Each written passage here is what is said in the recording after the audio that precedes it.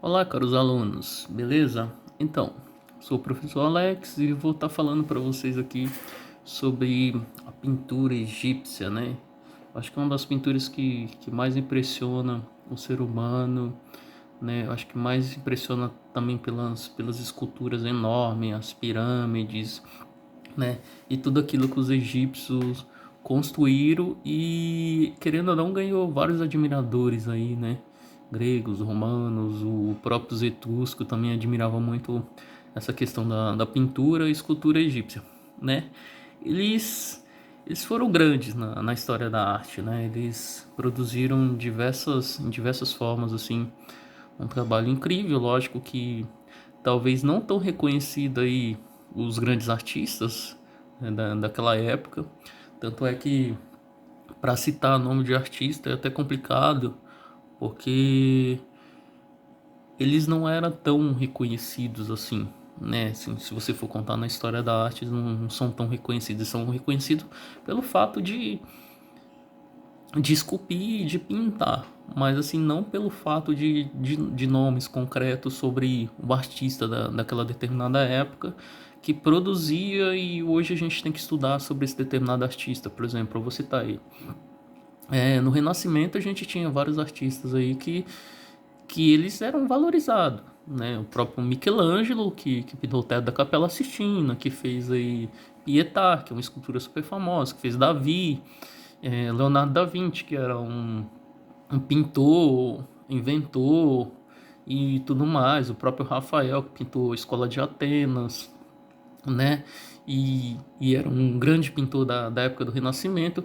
Então é bem diferente a gente comentar aí sobre esses artistas que produziram a arte egípcia, né? A gente vai entender um pouco sobre frontalidade, a gente vai entender também sobre por que eles pintavam nessa forma, nesse movimento, mas que eles infelizmente não eram tão valorizados. Talvez valorizado aí pelo faraó, né? Mas se a gente for estudar aí na história da arte, não tem uns nomes específicos aí que a gente pode se atentar e ficar falando horas e horas sobre esse artista, né? Estudar sobre ele.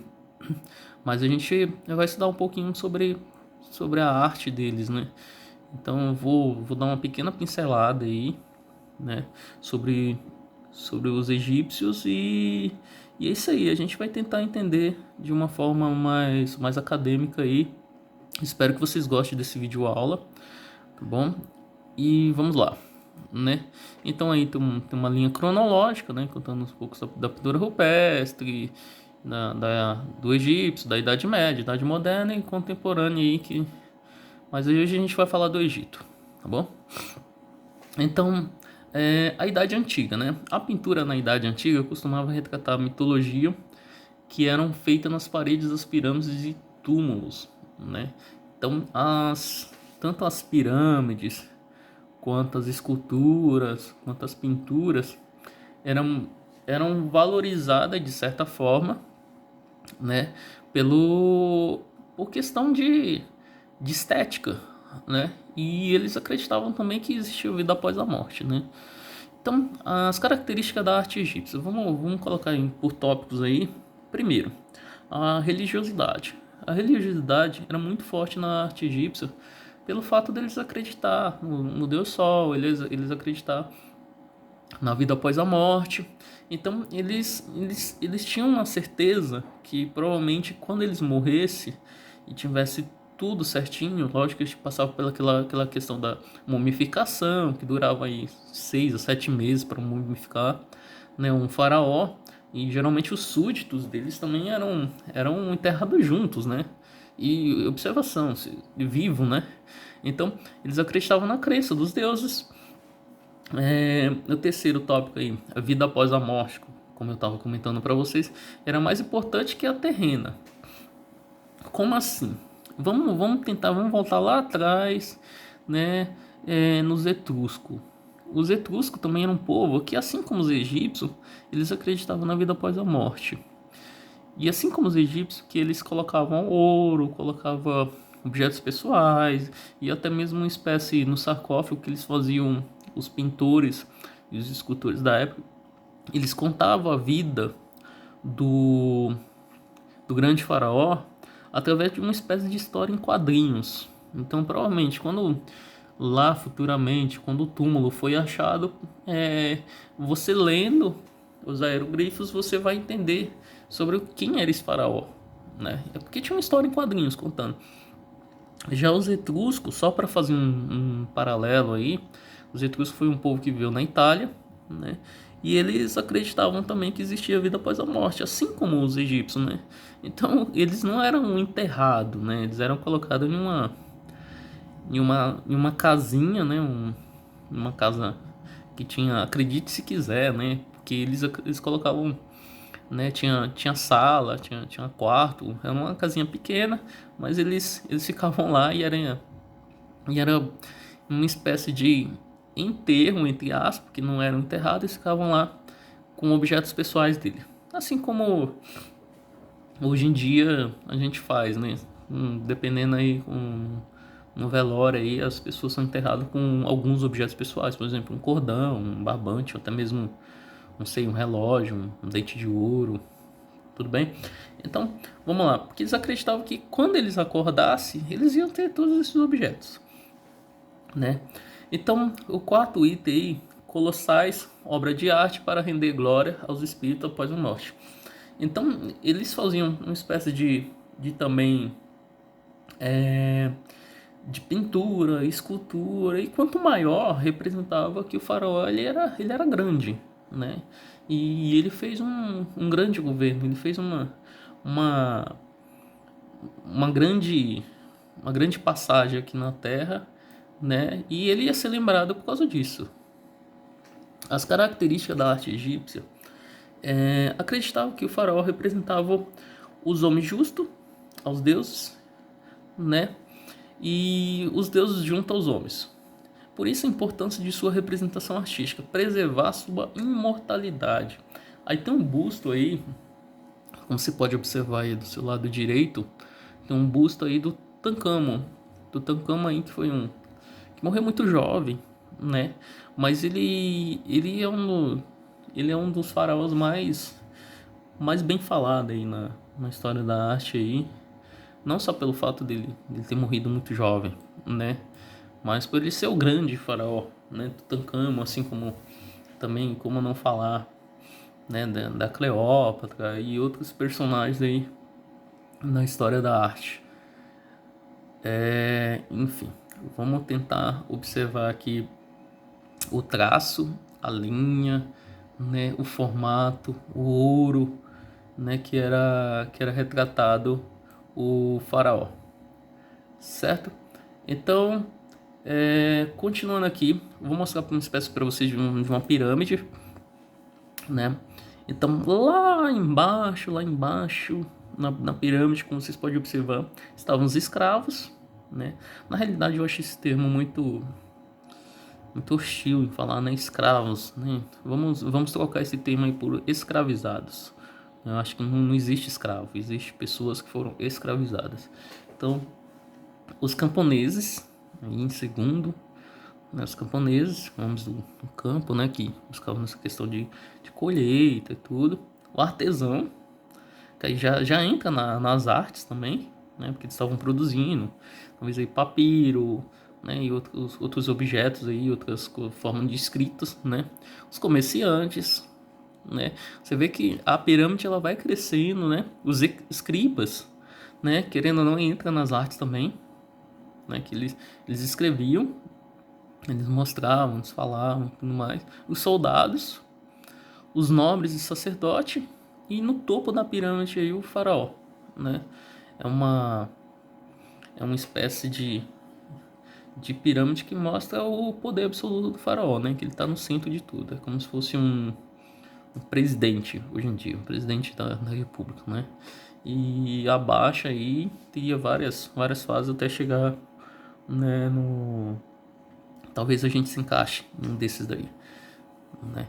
Talvez eu me encaixaria na questão do artista, né? O escriba, enfim, até mesmo artesão.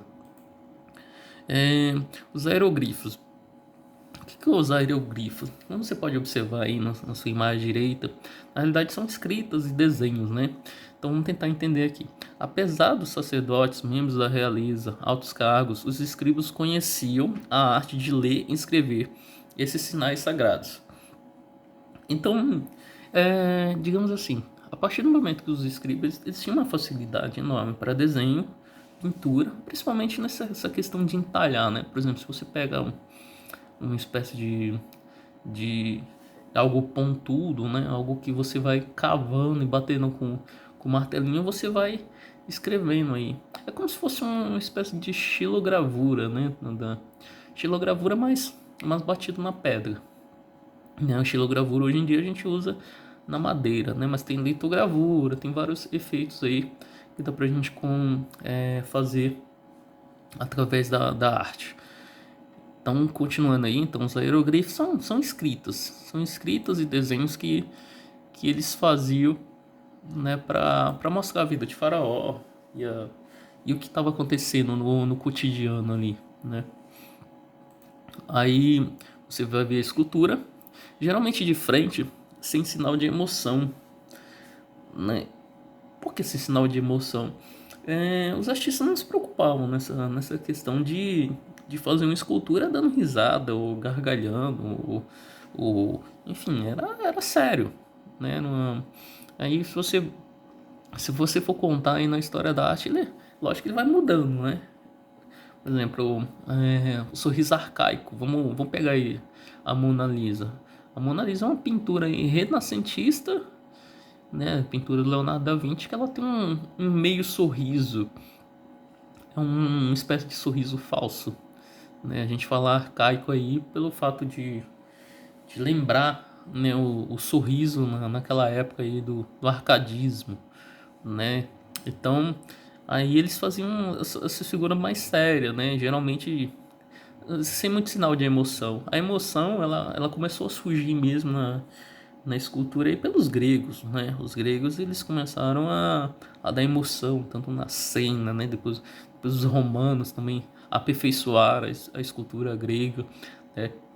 E a própria pintura ela começou a ganhar uma emoção muito forte, porque eles quando eles faziam uma espécie de pintura ou até mesmo escultura, eles faziam muito parado, né? Que é chamado de Coren, né? Se for contar aí, no caso, os gregos, né?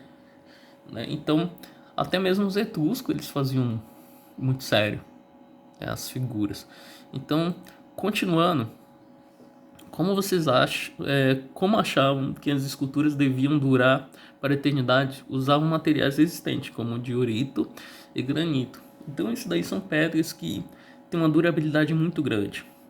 Aqui no Brasil, eu vou citar aí o Aleijadinho, né? Como não falar dele aí, um pintor, escultor mineiro aí que ele produziu. Ele trabalhava com uma pedra chamada pedra sabão, que é uma pedra muito resistente também, ao mesmo tempo maleável, ao mesmo tempo que você pode esculpir ela e você pode trabalhar ela de maneira agradável, né? Pedra sabão que você pode pegar uma pedra enorme, e ela é muito leve.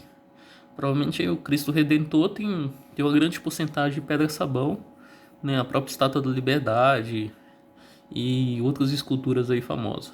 Acho que o Michelangelo, como eu estava falando dele há algum tempo atrás aí, ele já usava mármore, né? Usava uma espécie de mármore Carrara, né? Que era um mármore resistente também, mas ao mesmo tempo bom para poder esculpir. Trabalhoso, né? Os escultores eles tinham muito trabalho para fazer uma escultura, né? Porque você tem que ter uma noção linha, traço, aquela questão lá do tridimensional. Por exemplo, geralmente quando um cara ele ia produzir uma escultura, por exemplo, ele fazia em miniatura. Depois, quando ele fazia em miniatura, ele ia lá e fazia ela maior. Por quê? Porque ele tinha muita noção. Quando tem muitos artistas que eles pegam uma pedra e já enxerga já a escultura, mas isso daí é muito difícil mesmo. Então, geralmente eles faziam uma miniatura e depois eles faziam uma maior. Isso daí, outros artistas, né? A gente está falando dos egípcios. Talvez o formato deles poderiam ser direto, mas existia uma espécie de esboço antes, sim, tá bom? Não tinha como produzir direto, era uma espécie de projeto, né? Então, material resistente de frente, a escultura colocada dentro da pirâmide do Tutancâmon, né? Então, tem um escriba sentado, né? 2500 anos antes de Cristo, né? E essa obra aí vocês podem encontrar aí no Museu do Louvre, né? Em Paris. Né? Olha que trabalho legal. É um tom mais terroso, né? Com uma expressão facial mais séria, né? Não tem muita emoção no traço, mas você pode ver que naquela época aí eles já tinham uma facilidade enorme para fazer escultura. Aí tem a triada de Miquerinos, né? Antigo Império da Dinastia. Quarto, Museu Egípcio do Cairo. Você pode ver que as figuras estão mais duras, né? Os egípcios tinham essa questão também, até mesmo da frontalidade, que eu vou estar falando para vocês um pouquinho mais para frente, tá bom? Aí então o busto de Nefertiti, a Novo Império, né? Isso daí você encontra no Museu Egípcio de Berlim.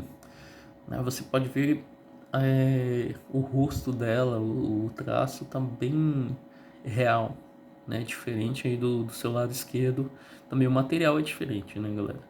Então, os egípcios eles tentavam buscar uma certa realidade, tanto na pintura quanto na escultura. Então, na pintura, vamos lá.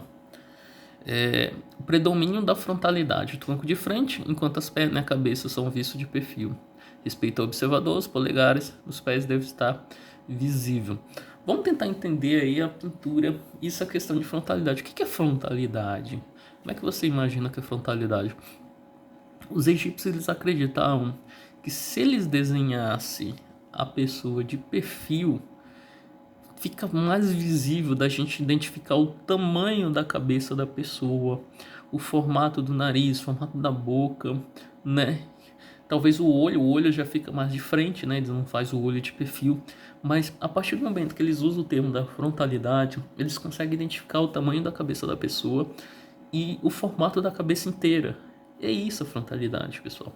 Então, os pés, por exemplo, se vocês fossem desenhar o pé de alguém de frente, vocês não iam ter noção do tamanho do pé da pessoa. A partir do momento que essa pessoa ela vira o pé e o pé fica de perfil, vocês conseguem identificar o tamanho do pé dela, né? Então fica muito mais fácil. Então os egípcios acreditavam que dava para fazer isso. Então por isso que eles usavam o termo da frontalidade, porque você fica muito mais visível a parte do rosto da pessoa de lado, de perfil, do que de frente. Tudo bem? Já na escultura, eles faziam de frente porque era uma escultura, então tem aí essa questão do tridimensional, né? Então, os egípcios também não tinham essa questão de perspectiva, tá? A perspectiva para eles era, enfim, era tudo do mesmo tamanho, não tinha essa ordem, né? Não é que eles não tinham uma noção, até tinha uma noção, até mesmo as pinturas rupestres tinham uma noção, mas era a lei deles, era a forma deles fazer as pinturas nesse sentido, tá bom? Então, só para a gente relembrar, o que é a frontalidade? A frontalidade é uma forma deles desenhar a pessoa para a gente visualizar ela por completo. E a forma de perfil é a maneira mais visível, né? Os pés, enfim. Eles usavam algumas questões aí na cabeça, tinha que ser de perfil, né? E algumas partes, por exemplo, o pé ele tinha que ser de lado mesmo. Dificilmente você vai ver uma pintura egípcia com o pé de frente. Não tem como mesmo. Você pode observar aí, né, uma outra pintura egípcia. Eles misturavam, né, os deuses com cabeça, né, colocava a cabeça de Deus no ser humano. E aqui também um outro exemplo aí, né, você pode ver um súdito tocando. E assim eles iam fazendo esse tipo de pintura. Tudo bem? Então, vamos lá, atividade. Com base na explicação, escreva um resumo corrido de no mínimo aí 20 linhas sobre o assunto retratado. Tire uma fotografia e manda via WhatsApp. assine o seu nome no rodapé do texto. Eu queria deixar claro para vocês que é bem importante a gente entender um pouco sobre essa pintura egípcia, né? A gente entendendo a pintura egípcia, a gente vai entender também a arte bizantina, né? A arte dos etruscos, o Renascimento, enfim. Eu acho que eles deram influência para vários outros artistas e vários outros movimentos aí na história da arte. Então é importante a gente conhecer a arte egípcia, né? A questão da cor também. Eles usavam uns tons mais terroso, né? O azul, vermelho, usava cores primárias também, era muito ligada à arte egípcia. Enfim, não tinha um critério muito forte nisso daí, tá bom? Então vocês vão tirar uma foto, vão escrever um textinho corrido, né? E lembrando que isso daí é para aumentar o repertório de vocês, o repertório pessoal aí, né? E eu acho que futuramente vai ajudar vocês bastante. Então, um grande abraço. Eu espero essa atividade aí que vocês me mandem, tudo bem? Então, fica com Deus.